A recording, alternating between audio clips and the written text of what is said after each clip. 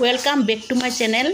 আজি মই পিয়াজ আৰু মটৰৰ কচুৰি বনাম। কেনেকৈ বনাম ভিডিঅ'টো সম্পূৰ্ণ চাই থাকিব।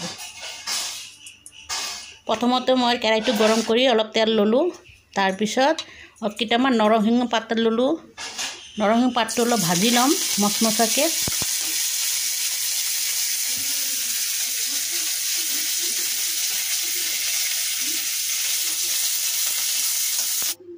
এতিয়া ভাজা হ'ল নৰসিংহৰ পাতটো। এতিয়া অলপ কেৰাহীত আকৌ তেল ললোঁ অকণমান। তেলটো গৰম হ'ল, পিঁয়াজ কুচি দিলোঁ।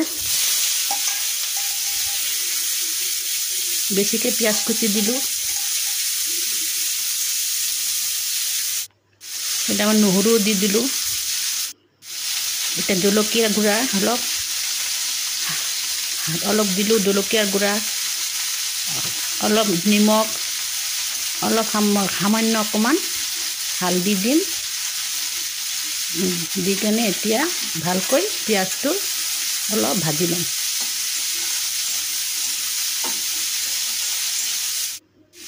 ভজাৰ পিছত অকণমান বইল কৰি থোৱা মটৰ কেইটামান দি দিলোঁ।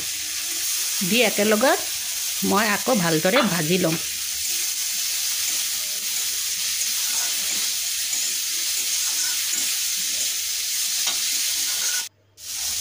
এতিয়া মোৰ ভজা চাওক, এতিয়া মোৰ ভজা হৈ আছে। এতিয়া হৈ গ'ল, এতিয়া নমাই ল'লোঁ। এতিয়া আটা ল'লোঁ, অলপ নিমখ, অলপ সামান্য চেনি দি ভাল কৰি মাখি ল'লোঁ। অলপ তেল দিলোঁ। তেল দি আকৌ ভালদৰে মাখি ল'লোঁ। তাৰপিছত নৰসিংহ পাতটো ভাজি থৈছিলোঁ, গুড়া কৰি দি দিলোঁ। দি ভাল কৰি মিহলাই ল'লোঁ। এতিয়া কুহুমীয়া গৰম পানী কৰি থৈছিলোঁ, ইয়াতে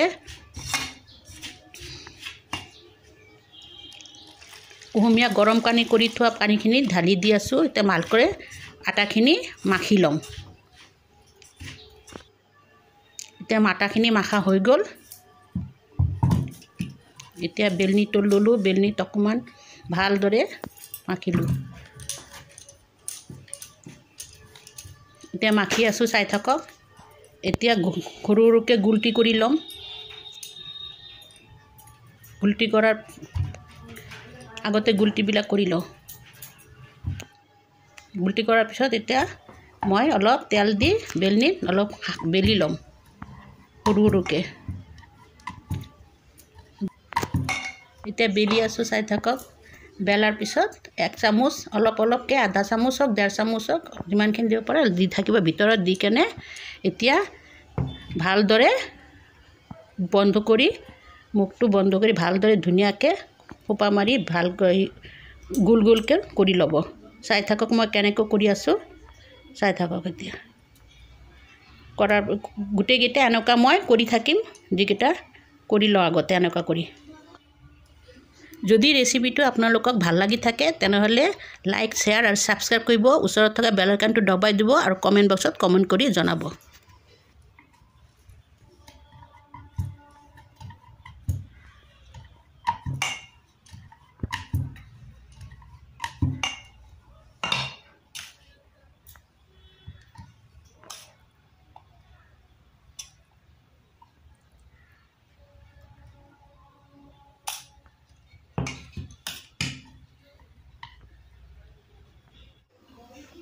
গোটেইকেইটা এতিয়া মোৰ বনোৱা হৈ গ'ল। এতিয়া মই কেৰাহীটো গৰম কৰি বেছিকৈ তেল দি লওঁ।